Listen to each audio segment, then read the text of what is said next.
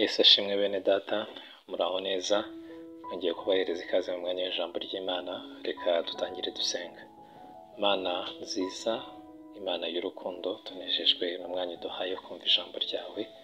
Nyemerera mwuka wawe wera aduhishurire iby'ubwiru bwaryo, aduheshe icyo waduteguriye, ndetse nadushoboze kugishyira mu ngiro. Tubisabye Imana twizeye mu izina rya Yesu Kristo, amen.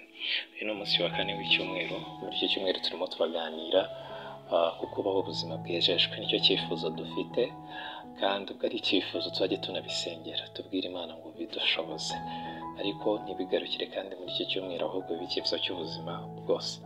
Uyu munsi rero turasoma mu rwandiko rwa kabiri Pawulo yandikiye Timoteyo. Turasoma ibice bibiri, umurongo wa 20 tugeze no ku murongo wa 21. Haranditse ngo, mu nzu y'inyumba ntihabamo ibintu by'izahabu n'iby'ifeza gusa, ahubwo habamo n'iby'ibiti n'iby'ibumba, kandi bimwe babikoresha iby'icyubahiro, naho ibindi bakabikoresha ibiteye isoni. Nuko rero umuntu niyeza akitandukanya n'ibidatunganye, azaba abaye ikintu cyo gukoreshwa iby'icyubahiro, cyejejwe, kigira nyiracyo umumaro, kandi cyatunganirijwe imirimo myiza yose. Imana itugirire neza. Mu nzu y'inyumba cyangwa se mu rusengero, twe tubikurure tubyegereze. Ubwo tuvuge mu rusengero habamo ibikoresho by'uburyo butandukanye. Habamo izahabu, hakabamo n'ibumba, habamo ifeza, hakabamo n'ibiti.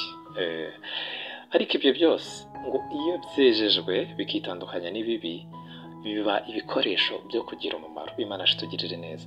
Ariko ngo hajya habaho n'ikindi kibazo, ngo muri ibyo bikoresho ngo hari igihe habamo ibikoresho iby'isoni nke. Imana itugirire neza. Muri ibyo bikoresho rero, ibyo by'izahabu, izahabu twese tuzi ko ishashagirana, ni igikoresho cy'igiciro, imva kiranahenze, zahabu irahenze. Impamvu ihenze ngo ni uko kuyicukura bigorana, iboneka ahantu kure, mu myobo ya kure cyane. Buriya nashobora kugenda nk'ikilometero cyose bajya mu bujyakuzimu bagiye gushaka izahabu. Iyo bayibonye rero baranezerwa, ni ibuye ry'igiciro rishashagirana. Uko niko no mu rusengero habamo abantu bafite impano zimeze nka zahabu. Ni impano nziza zishashagirana, zifuzwa na bose. Ni impano z'imboneka rimwe, zitaboneka ahantu hose. Ariko habamo n'izindi mpano zimeze nk'ibumba. Ibumba ryo ushobora kuribona ahantu ariho hose, ariko naryo rivamo ibikoresho byiza, amatasi n'ibindi bintu nk'ibyo ngibyo. Ushobora kubona ibikoresho bikoze mu izahabu, ariko kandi ushobora no kubona ibikoze mu ibumba. Harimo imitako myiza ikoze mu mabumba, hakabamo n'ikoze mu izahabu. Ibyo bikoresho byose ni byiza, ariko igiciro cyabyo ni kingana. Uko niko n'impano z'abari mu itorero nazo ziri. Hari abafite impano zimeze nk'izahabu, abandi bakagira zimeze nk'ibumba. Kandi ngo habamo ngo n'ibikoresho by'ifeza. Ifeza ni icyuma gikomeye cyane, ariko ngo hakabamo n'iby'ibiti. Ibiti bijya bikora ibikoresho byiza, bisa neza, intebe, ibitanda, ibikoresho nyine by'uburyo bwinshi bigiye bitandukanye, ameza, intebe bicaraho mu rusengero.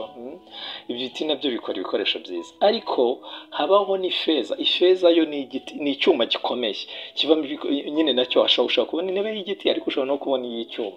Ugiye guhitamo rero, ushobora guhitamo ya yindi ikomeye cyane y'icyuma.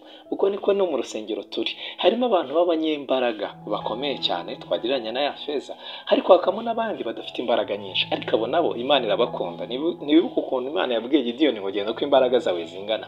Abo bantu bose Imana irabafite. Yabigenje gutyo kugira ngo twuzuzanye. Ibyo ubwabyo si ikibazo, ahubwo biba ikibazo iyo umuntu atabashije kwezwa. Waba wa wundi ufite imbaraga nkeya twagereranye n'ibiti, yaba abandi bakomeye nk'ifeza, babandi b'izahabu zishashagirana, yaba babandi b'ibumba, abo bose nabo umumaro mu maso y'Imana iyo bejejwe. Imana itugirire neza.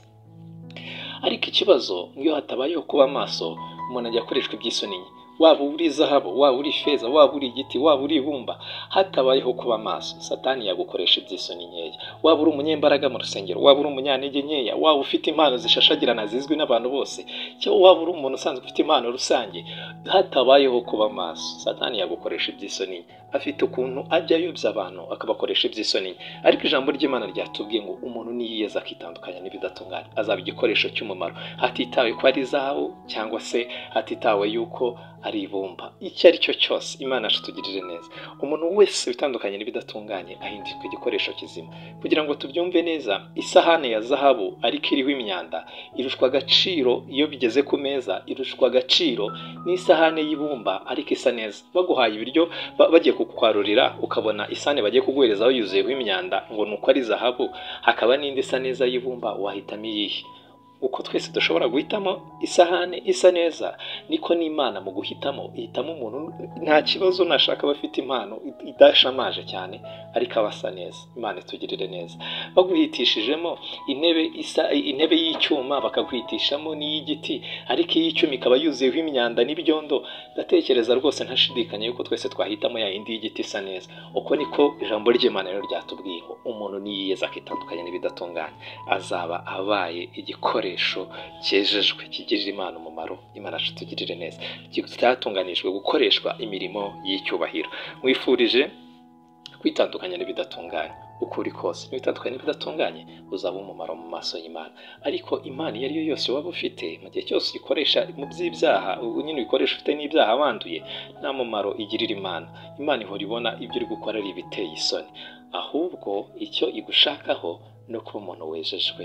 Kuko umuntu niyeza akitandukanye n'ibidatunganye, azaba igikoresho kizima kigirira Imana umumaro. Yesu aduhana umugisha.